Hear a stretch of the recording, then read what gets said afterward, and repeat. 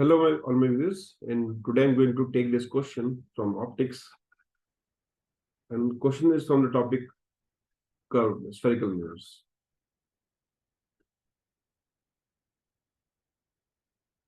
The question is saying in a three-dimensional coordinate system, a concave mirror of radius 40 centimeters is placed at a distance 80 centimeter u given.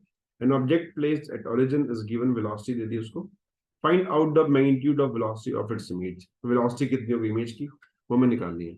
तो image move कर रही है कुछ x में भी, कुछ y में भी और कुछ z में भी, बाहर की तरफ भी जा रही है. तो इसमें कुछ फॉर्मुलेज होते हैं वेलोसिटी ऑफ इमेज के टॉपिक के अंदर. मैं उसको एक बार ड्राइव भी कर देता हूँ जल्दी जल्दी और फिर मैं उसको अप्लाई करूंगा. कैसे करते हैं देखते हैं. तो पहले बात करता हूँ मैं एक्स कंपोनेंट की. एक्स मतलब ये वाला कंपोनेंट. तो जब ये पार्टिकल आगे जाएगा तो इसका जो डिस्टेंस है यू, ये यू बदलेगा. दैट मीन्स कि एक्स कंपोनेंट निकालते कैसे हम लगाते हैं mayor formula 1/v - 1/u = 1/r. इसको डिफरेंशिएट कर लेते हैं with respect to time. This is equal to 1/v² dv/dt minus plus हो जाएगा 1/u², ये प्लस हो जाएगा क्योंकि मेरा फॉर्मूला प्लस में होता है du/dt.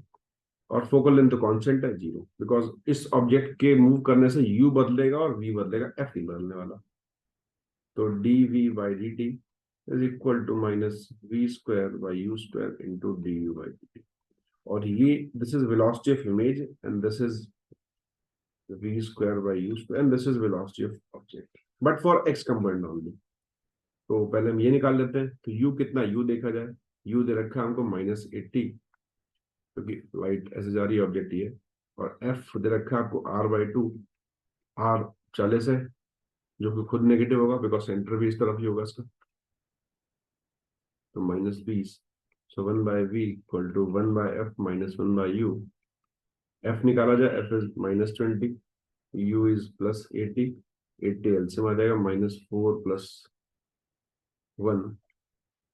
तो v इज इक्वल टू -80/3. ये इमेज आ गई. ठीक है. तो आप इमेज का एक्स कोऑर्डिनेट निकाल सकते हैं इस फॉर्मूला की मदद से. सो v जो आएगा इमेज का एक्स कोऑर्डिनेट इज -v²/u², मतलब 80²/9 into 80² into v. X coordinate देखते हैं वो 9 गिवन है. 9 दिस इज इक्वल टू -1 आ जाएगा बिकॉज ये कट जाएगा. तो एक्स कोऑर्डिनेट आया -1. ठीक है. अब बात करते हैं वाई जेड की. वाई जेड कैसे निकालें. तो पार्टिकल के वाई और जेड में घूमने की वजह से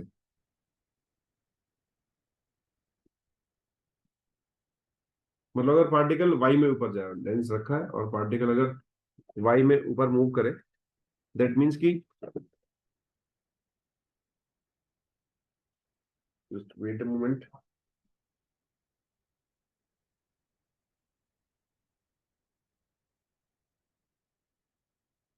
तो पार्टिकल के ऊपर जाने से उसकी हाइट बदलती है.